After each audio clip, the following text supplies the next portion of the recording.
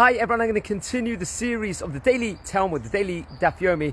We're in Kiddushin and 59 here. I'm still in London, live inside the garden. Be'ezrat Hashem, we're going to return hopefully soon to Israel. So firstly, I'd like to dedicate this to anyone that's injured in all these horrific attacks in Israel and to the brave soldiers that are protecting our country. So we're talking all about, in today's page with regards to marriages, it's a strange situation in today's page where there's going to be a father that's actually going to try and marry off his son to a specific woman, but at the end of it, he actually is going to marry this specific woman that was designated, he potentially wanted designated to his son. So this sounds like we said in yesterday's page of the Gemara that obviously this is not allowed. It's like trickery. It's seen as a very bad thing. But there's other reasons discussed in the Gemara why this had been done so for different specific reasons. It could be that one of the things the Gemara is actually going to imply is that the family itself didn't want necessarily the son and wanted actually the father to be, and there was other reasons the Gemara actually is going to talk about in these situations. However, one thing just wanted to veer off with regards to the father. This specific father might have said that this could have been his second marriage. That's why he's getting married to another woman at this point in time, because obviously he's already had a son. The son is in question, so he must have been married before. So within regards to it, we learn in the tractate of Sotah, which we learned only about several months back. It's actually on page number 2 on Daf Bet of Masechet Sotah. We learned that it's actually pre-designated that 40 days before a couple is going to get married, 40 days before someone's going to be born, who their partner is going to be. And there's a machloket, is this a zivug rishon, a first partner?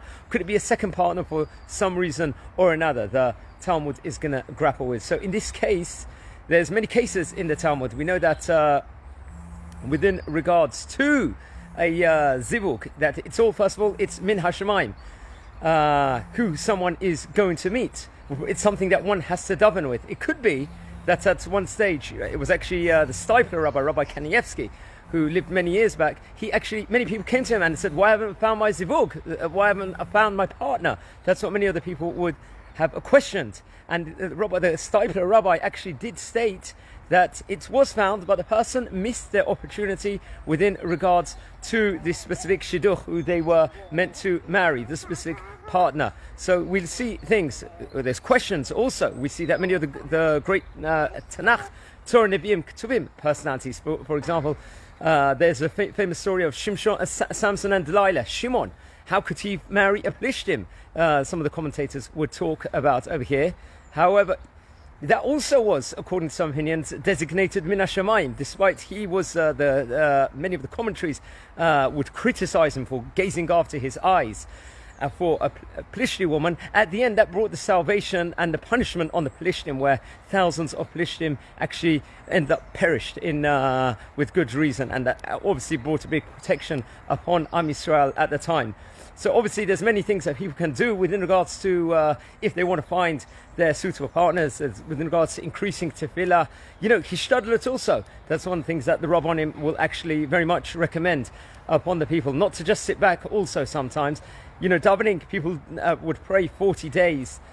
And that's another important thing we learn in today's Gemara also. The father over here of this son might have thought and reasoned that if the couple over here do not want the son, they were not agreeing for the son to get married to this specific woman, and it was his zivug in place, if he would have laid back and said, no, I'll wait, I'll delay, there's delaying tactics, it could be someone else could take the woman to marry off at that point in time. So that's another thing, which is another vital lesson in today's Gemara, is that one has to, seize, one has to put his shtadlut in, and, one should not waste their time. And now we live in a day and age where there's so many people, unfortunately, which are going to university, let's just say, and they delay everything, they stop, they want to get a good job, they want to be able to have a good deposit for an expensive house to live their life, and they say, I'll get married when I'm 25, I'll get married when I'm 30, or whatever it might be. But that's the wrong attitude, because that's going to lead to so many other problems. It's important that a person obviously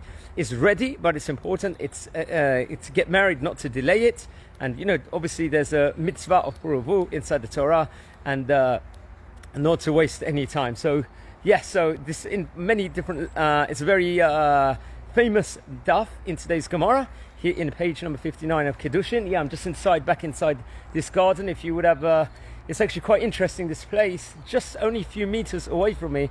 It's actually where Winston Churchill actually used to have his wartime, many people have reported, he actually stayed during the Second World War, just literally a few meters behind me. So it's like actually a very famous territory I'm in. This is where I grew up in, and it's actually very, very historical also. I did a video this morning relating about it, and yeah, so it's very interesting. I'd like to dedicate this to all the heroic soldiers that are fighting and protecting Israel at the moment, and hopefully there's going to be refuah shlema for anyone that's been injured with the atrocities that have taken place, and everyone is safe in Israel, and Am Yisrael Chai. Have a great day.